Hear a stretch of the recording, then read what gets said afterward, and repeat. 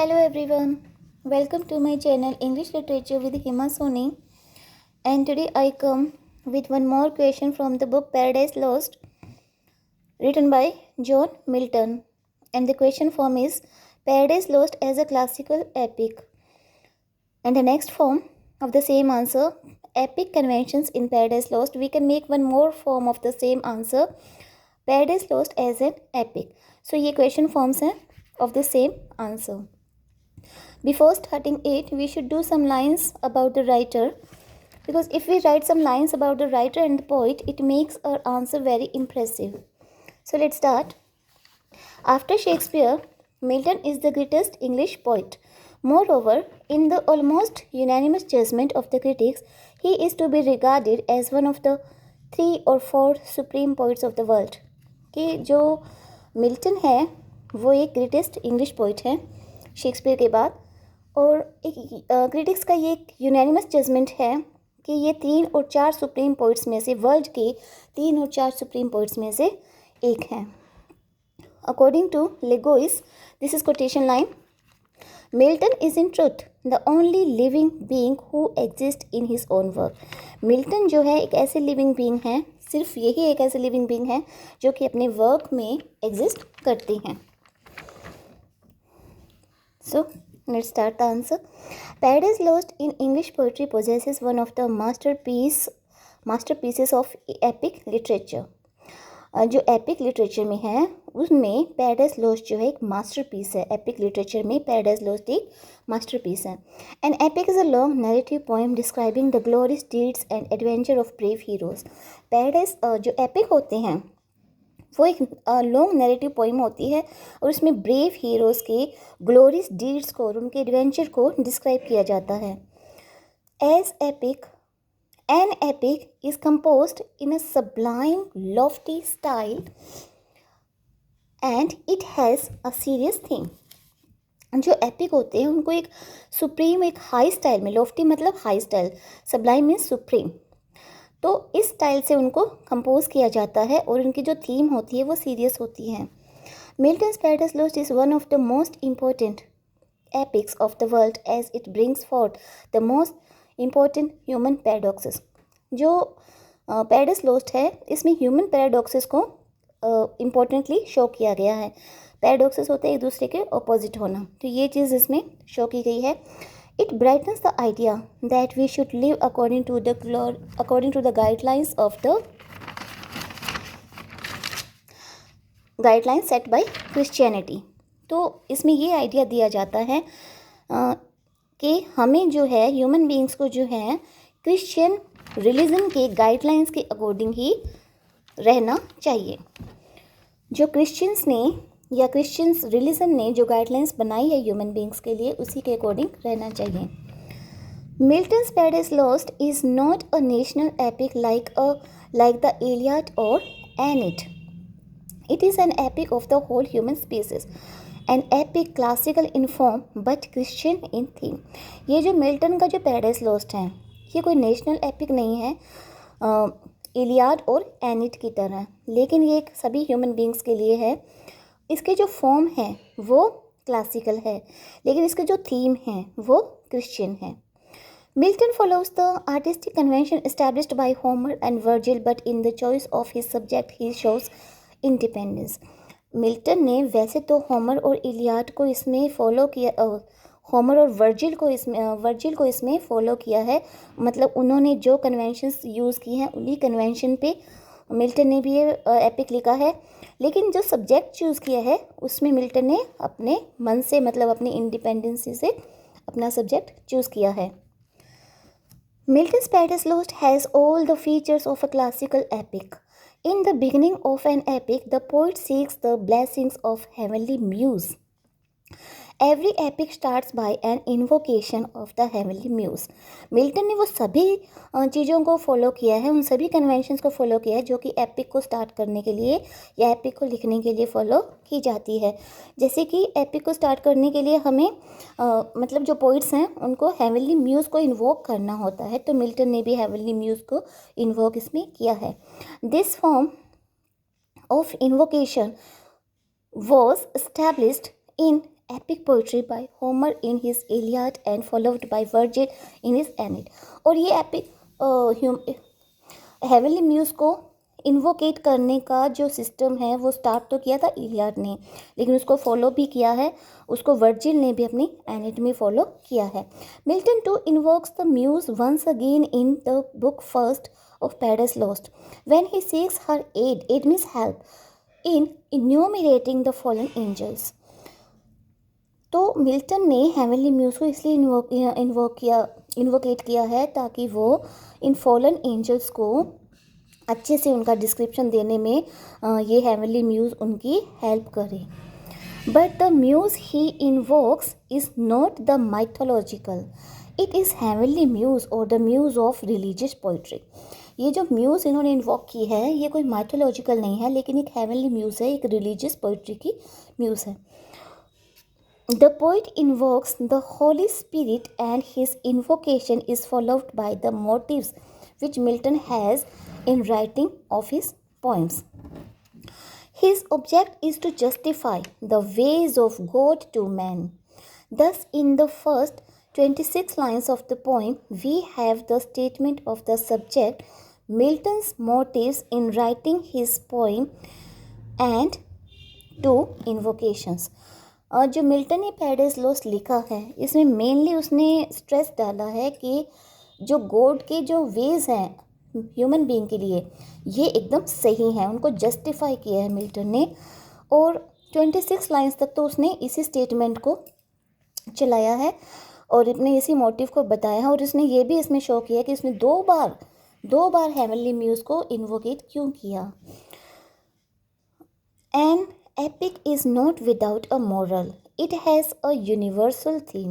It has wide implications. It involves the destiny of man and his moral situation in the world.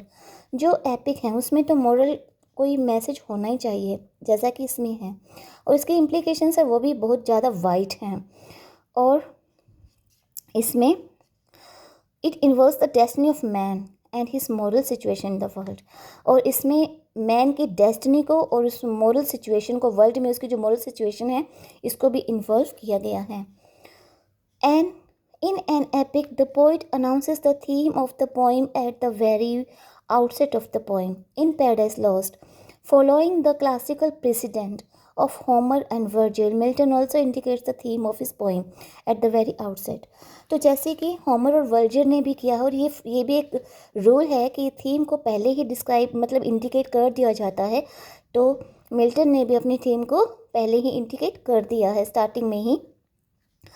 ये quotation है poem की, epic की. Of man's first disobedience and the fruit of that forbidden tree, whose mortal taste brought death into the world, and all our woe means sadness, हमारे दुख तकलीफ, with loss of Adam. Eden जो वो जिस garden में Adam और ewe रहते थे. Milton's theme goes beyond national boundaries and transcends the bounds of time and space. Milton ने जो है जो नेशनल बाउंड्रीज हैं उनके थोड़ा बियॉन्ड जाके अपना ये जो एपिक लिखा है. It has a cosmic character and does not confine itself to a particular race और नेशनैलिटी. क्योंकि इसमें कॉस्मिक कैरेक्टर है, वर्ल्ड से रिलेटेड इसमें कैरेक्टर है, वर्ल्ड के कैरेक्टर्स है, तो उससे किसी भी पर्टिकुलर रेस और नेशनैलिटी तक उसने बाउंड करके नहीं रखा है. Aristotle has cosmic मतलब वर्ल्ड यूनिवर्स से रिलेटेड कैरेक्टर्स हैं. Aristotle has given indication that the epic has no limit of time and it has a social capacity for enlarging its dimension. This is quotation written by Aristotle. The fall of man is the theme of Paradise Lost. It was a subject unattempted yet in prose or rhyme. Milton gave this theme a particular shape and wrote an epic dealing with the whole human race. जो Paradise Lost है इसमें जो theme जो दी गई है ना, वो आज तक किसी ने प्रोज और राइम में उस थीम को नहीं बनाया है, लेकिन मिल्टन ने ऐसा किया है. मिल्टन ने ह्यूमन रेस से डील किया है इस एपिक में। The unity of action is an essential characteristic of an epic. The epic action has 3 qualification in it. First, it should be one action. Secondly, it should be complete in itself, having a beginning, middle and end. Thirdly, it should be sublime action. तो 3 जो हैं epic के qualifications बताए गए, Milton ने follow किया। पहली तो है उसमें एक्शन होना चाहिए, इसमें है। दूसरी है कंप्लीट अपने आप में होने चाहिए, बिगिनिंग मिडल और एंड होना चाहिए। और थर्ड है कि सबलाइम एक्शन होने चाहिए इसमें, मतलब ये स्पेसिफिक होने चाहिए। तो ये भी मिल्टन ने फॉलो किया है। There is perfect unity of action in Paradise Lost as in the great classical epics of Homer and Virgil. Homer और वर्जिल की तरह इसमें भी यूनिटी को पूरी तरह से दिखाया गया है, या यूनिटी फॉलो की गई है। The theme of Paradise Lost is fall of man. Everything in the poem either leads up to it और फॉलोज फ्रॉम इट। जो थीम है वो है फॉल ऑफ मैन, और इसी चीज़ को फॉलो किया जाता है। The plucking of the fruit of the tree of knowledge by Eve is the apex of the whole architecture of Paradise Lost. तो ये हम जानते हैं कि Paradise Lost एक चीज़ के ऊपर ही सराउंड करती है, जैसे कि ईव ने knowledge of tree of knowledge के फ्रूट को प्लक किया था, और यहीं से सारी चीज़ें स्टार्ट हुई थी। इसी पर Paradise Lost को आर्किटेक्ट किया गया। तो ये जिस अपेक्स थी, अपेक्स मीन्स एक हाई पॉइंट थी जिसके ऊपर पैराडाइज लॉस्ट का स्ट्रक्चर तैयार किया गया। The lines so saying her rash hand in evil hour forth reaching to the fruit she plucked she eat earth felt the wound and nature from her seat singing through her all works gave signs of woe that all was lost। तो ये Paradise Lost की textual lines हैं, quotation है। Are the central lines around which everything else in the poem turns. तो यही वो सारी central lines हैं जिसमें पूरी की पूरी पोइम जो है इसके इर्द गिर्द घूमती है या इसी पर बेस्ड है। तो इसमें यही है कि जो ट्री ऑफ नॉलेज का जो फ्रूट प्लक करती है, तो जैसे ही वो उसे प्लक करती है तो वैसे ही एक बुरा टाइम स्टार्ट हो जाता है उनकी लाइफ में, और वो हेवन को भी खो देते हैं। The whole action of Paradise Lost is single and compact. Everything here as the battle of the angel, the creation of the world is subordinated to the central action, the fall of man। Main तो इसकी theme है the fall of man. इसके अलावा जो भी चीज़ें इसमें हैं, जैसे कि जो बैटल है या एंजल्स की जो बैटल है या फिर क्रिएशन ऑफ द वर्ल्ड है, ये सबॉर्डिनेट थीम्स हैं। मेन थीम है fall of man. Then in a classical or traditional epic, the characters are generally portrayed as men of heroic proportions because only such characters can stir our imagination and rouse our sympathies।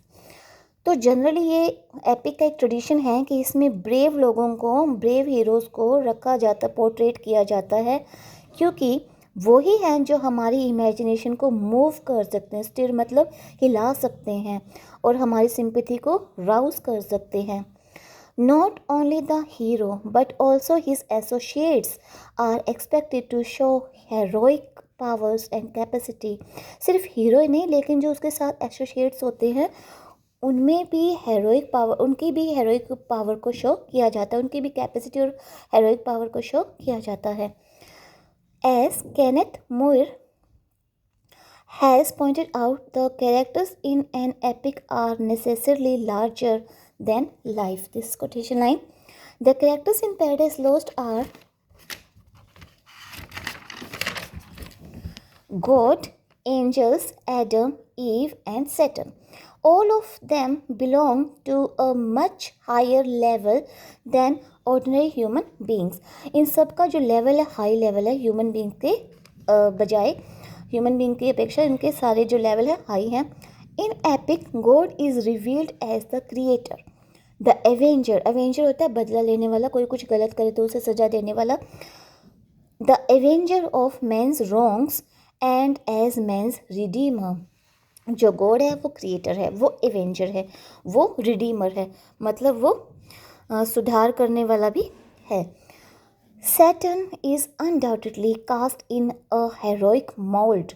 His vast leviathan-like dimension, his huge shield and spear, his supreme self-confidence, and the courage never to yield or submit are all heroic qualities.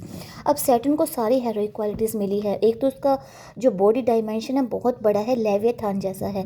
दूसरा उसकी जो shield है जो उसने हाथ में पकड़ी हुई है, और उसका जो कॉन्फिडेंस, वो तो सबसे ज़्यादा इसमें अच्छे से शो किया गया है कि वो बहुत ज़्यादा कॉन्फिडेंस और करेजियस पर्सन है। तो ये सारी हेरोइक क्वालिटी सैटर्न में है।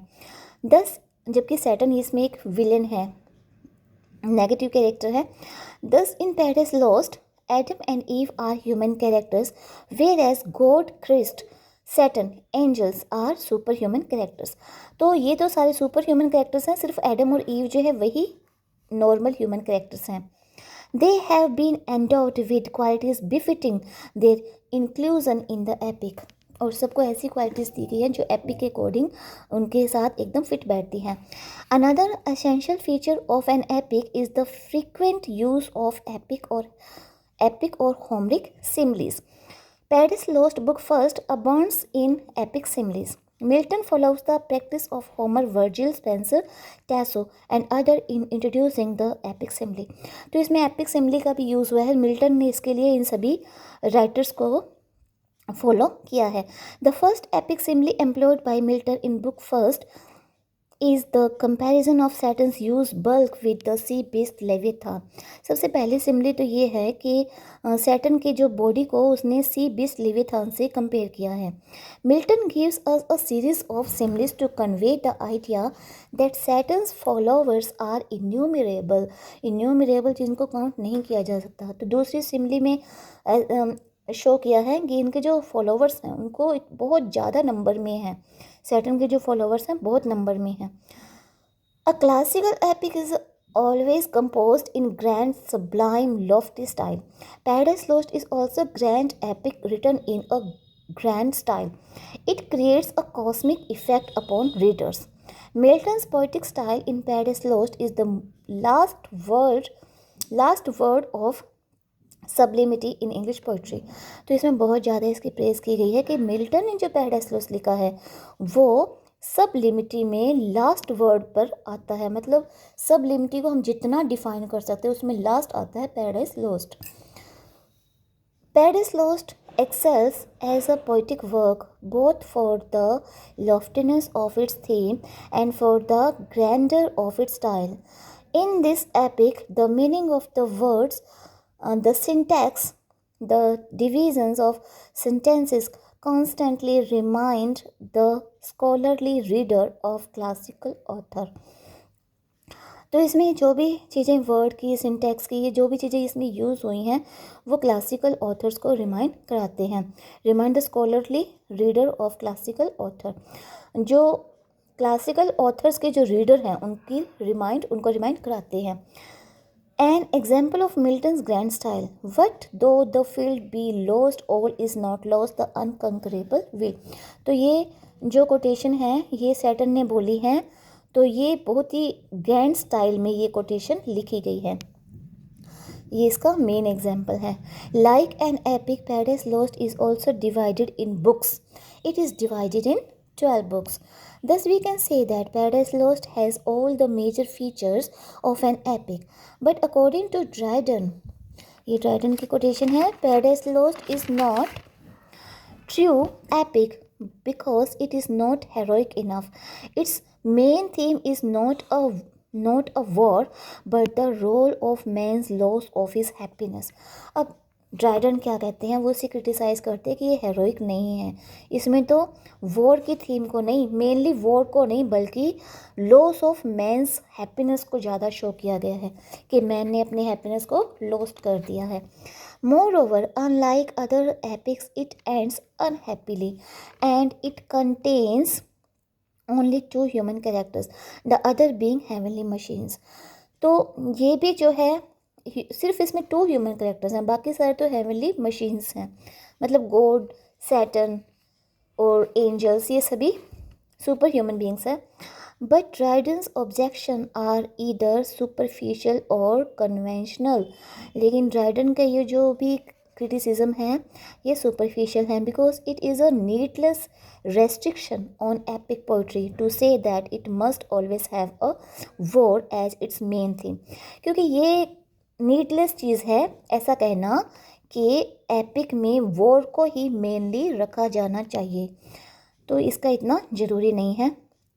Similarly, the fact that epics generally end happily does not mean that all epics must end so. And moreover, besides Adam and Eve, God and the angel are also character. They are not merely heavenly machines.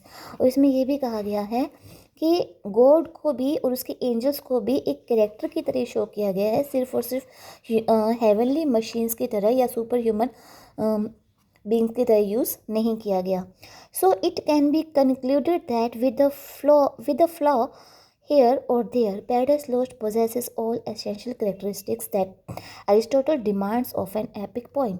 लेकिन चाहे कुछ भी हो, कुछ कमियां भी हो या नहीं हो, लेकिन Paradise Lost जो है वो सभी essential characteristics को possess करता है, जैसा कि एरिस्टोटल डिमांड करते हैं एपिक के लिए।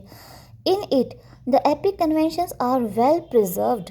Milton has employed all devices to secure epic effects. It can be concluded that Milton in Paradise Lost keeps up the dignity and integrity of epic convention. तो Milton ने सभी epic conventions को इसमें use किया है और epic की जो भी डिग्निटी है, उसकी जो भी शान है एक एपिक को लिखने की, उसमें जो भी इंटीग्रिटी है, उन सबको मिल्टन ने अच्छे से इसमें अच्छे से उनको रखा है या यूज़ किया है।